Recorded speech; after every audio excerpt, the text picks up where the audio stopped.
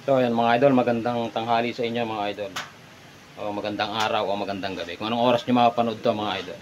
So mga idol, ito na yung part 2 ng ating pag-assemble ng barrel. Di ba nakita nyo noon in disassembly yung pagbabaklas ang ating ginawa mga idol.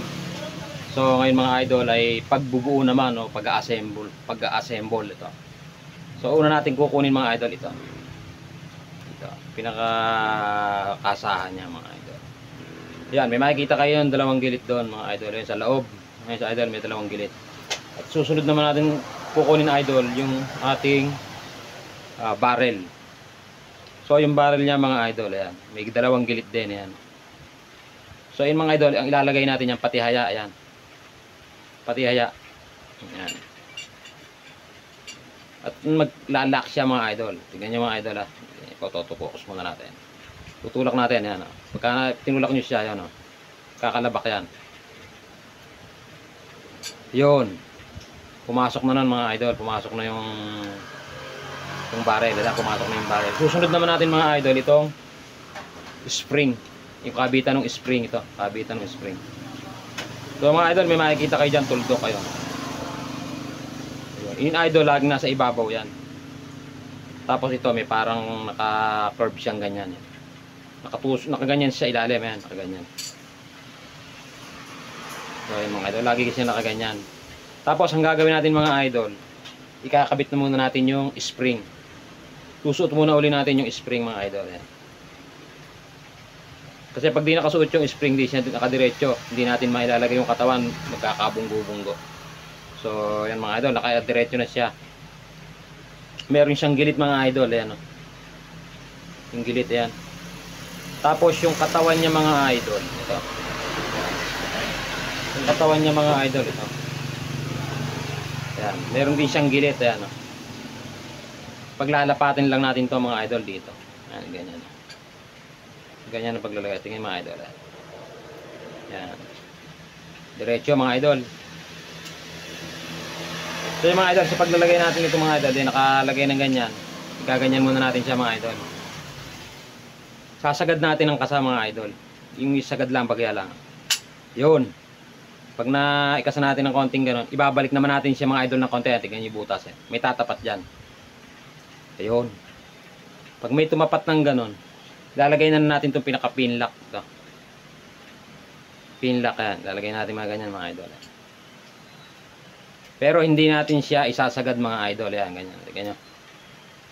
Yan, hindi siya nakasagad. Kasi, ito muna, itutulak muna natin to mga idol.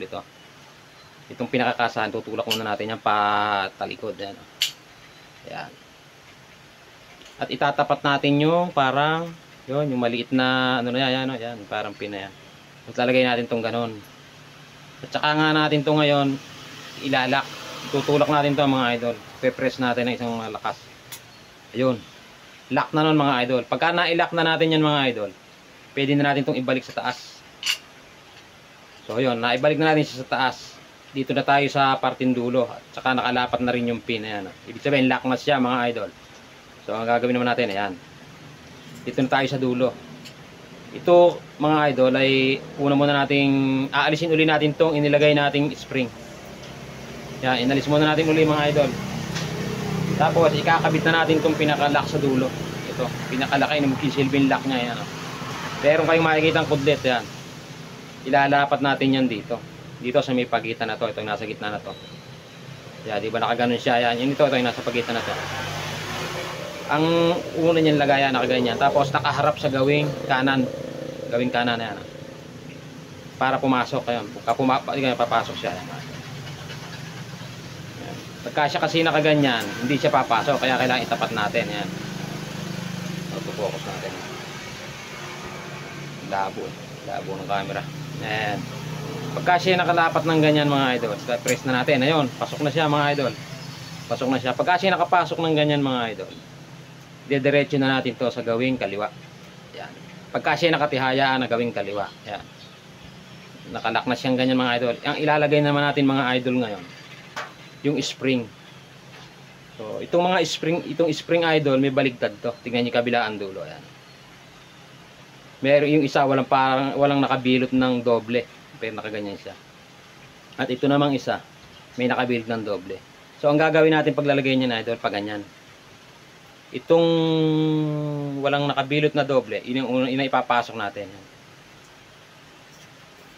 Kaya yun may nakabilot na doble kasi para mahanap niya yung pin na minsan nakatagilid, minsan nakadiretso, para mahanap niya. So yan, ganyan idol, madali siya pumasok na ganyan.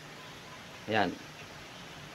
Pero subukan natin idol na itong isa ipasok natin yung kabila. Mahirap siya, yan. Ayun yan dumiretso. Yun ang pag ano niya, kaya meron siyang ganyan niya sa dulo. Para mahanap niya yung nasa may kabilang tinutulakan niya. Yung pinakalock. So ilalagay na natin mga idol. Yan. Ganyan, oh, pasok agad, di ba? So susunod na natin yung pinaka-pin lock ito. Yung pinipress natin para magbaklas siya. Ito kauna-unahang pinipress. So yan, susuot lang natin siya diyan, yan, oh, sa may spring. So pag sinaisuot na natin sa may spring mga idol, pe-press na natin siya. Yan, pabaon mga idol. Yan. Kaya medyo may puwersa to mga idol, kaya medyo ano. Yan, naka-press na siya. Yan, naka-media siya. Iminedya ko siya, sinadya ko iminedya para makita nyo. Yan. Papailalim niyo siya rito sa lock na to. At ito, ibabalik na natin to sa diretso na natin siya. Ayan, pipihitin natin yung padiretso. Puputok yan. Yun. Ibig sabihin nun mga idol, nakalock na nun. At buo na yung ating 9mm arms core na ating inassemble. Ayan mga idol. Kita nyo mga idol. Ayan, buo na. At para masigurado natin na work it siya, kalabitin muna natin.